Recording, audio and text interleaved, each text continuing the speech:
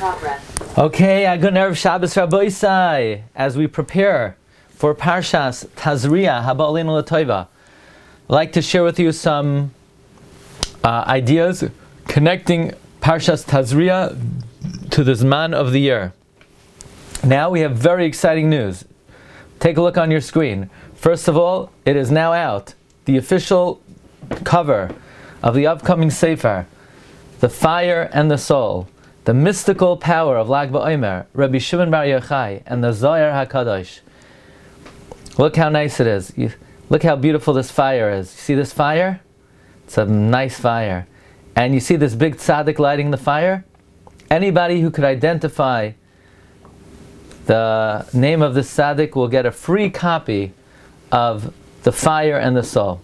Also, if you recognize any of these people here in the crowd, you're also entered into a raffle to join our shiur anytime. Okay, now, if anybody wants to be mishtatif in this upcoming sefer, it's being prepared. I even finished the final chapter yesterday. I gave in the introduction this morning. All that has to be given in is the acknowledgements, and that's where you come in. You could be in the acknowledgements if you would like to be mishtatif in this sefer. Okay, today we're going to begin Davar Yafeh Be'itai, connecting the Parsha to the Zman of the year. In a leap year, we read Parshas Tazria before Pesach.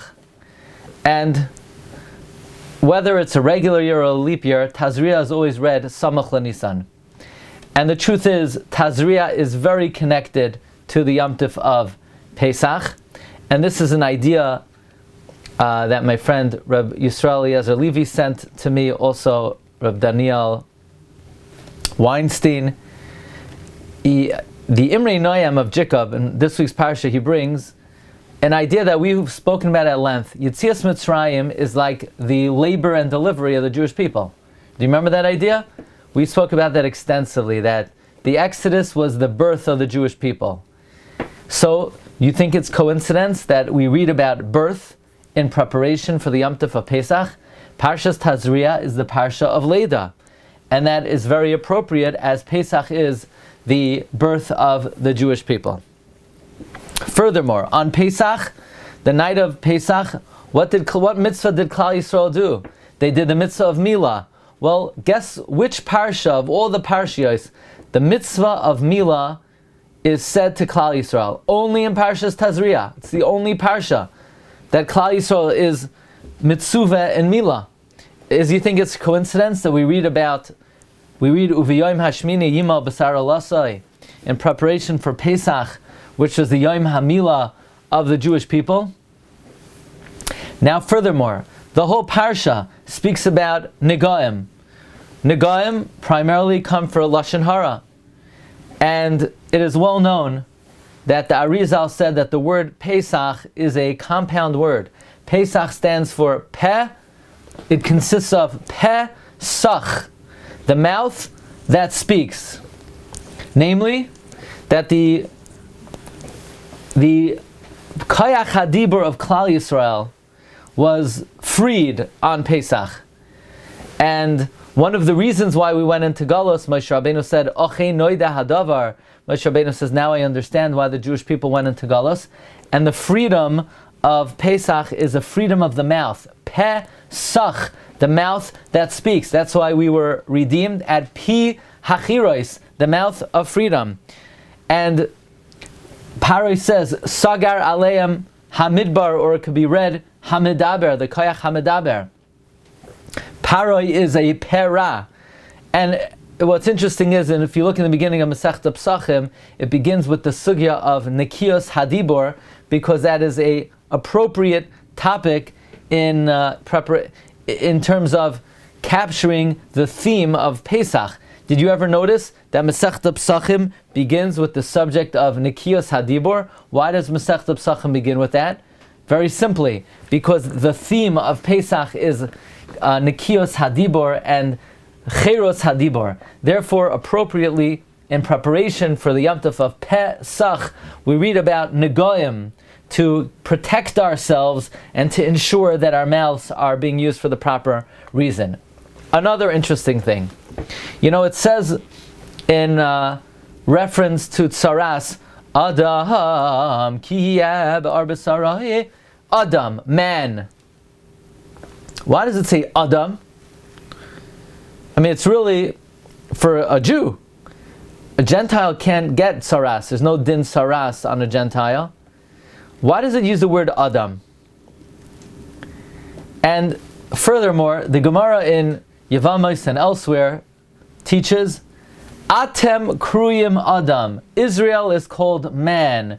Ve'ein umais ha'olam kruyim Adam. The nations of the world are not called man, which was always used as a way to challenge the fairness of the Torah, that are we prejudiced? Only Klal Yisrael are called man, the nations of the world are not? Are they not eligible to that title? And the answer is, of course they are. All man is beloved, is created in the image of Hashem.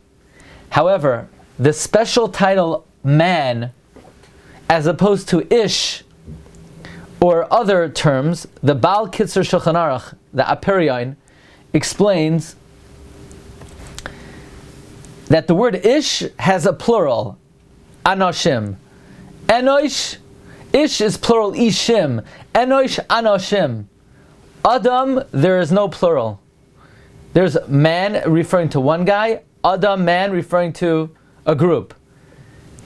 The reason why tsaras is such a terrible punishment, and it comes for Lashon Hara, is because what Lashon Hara does is it causes dissension and separation and fragmentation.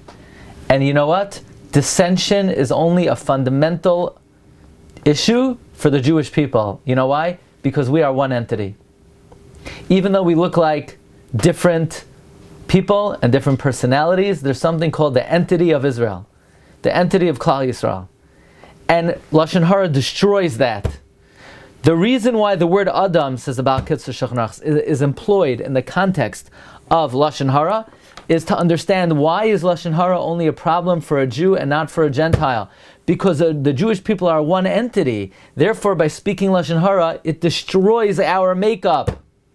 But the nations of the world, each person is an individual by themselves. There is no concept that the nation is one unified entity. And this limud that Saras teaches us, how careful we have to be not to break up the entity of Klal Yisrael, is a fundamental lesson, if not the fundamental lesson of Yetzias Mitzrayim.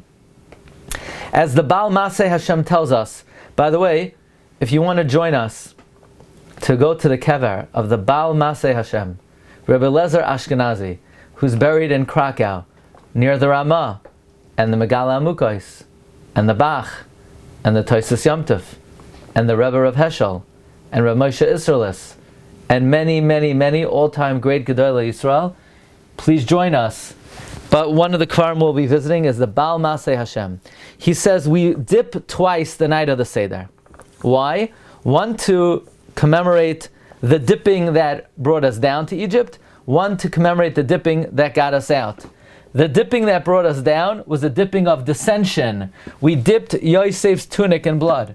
The dipping that got us out is Utevaltem ba'adam asher basaf, where we took the hyssop, we dipped it in the dam of the Korban Pesach. We took Agudas Ezoiv.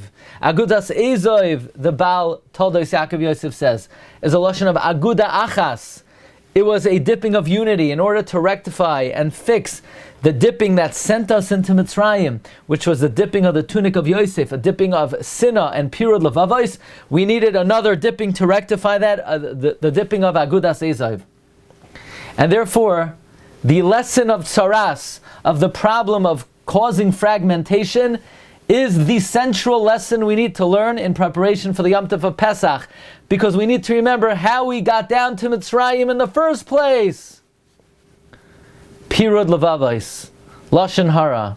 By the way, and even when we read Tazria after Pesach, it will be during the Yemei Sfira, during the time where the students of Rabbi Kiva passed away. Mibnei shalei noagu kavod zeh b'zeh. Now, in most years, we lay in Tazria during Sfira, after Pesach. What's interesting is, why did the students of Rabbi Akiva die? Well, the first thing we need to know is, what did they die with? What was their death? The Gemara in Shabbos says, the Gemara in Yevamah says they died b'misas askara. Why does askara come? Shabbos says it comes for Lashon Hara. So it must be putting two and two together. If the students of Rabbi Akiva died because they died of askara, they must have spoke Lashon Hara. The thing is, we don't find that the students of Rabbi Akiva spoke Lashon Hara one on the other. We just find that they were loy noagu kavod zeh b'zeh. The truth is, if you look in the Marshan Yevamos, he says that if they died by askara, they must have spoke Lashon Hara. Reb Shlomo Arieli suggests that all we find is shaloi noagu kavod. But if they were loy noagu kavod, then everyone learned from them, and everyone else spoke Lashon Hara. If that's the case, isn't it timely that we read Tazria Mitzayra during the Zman HaSfira, when we're trying to rectify the sins of the students of Rabbi Akiva, who the Gemara seems to teach us stumbled in the area of Lashon Hara?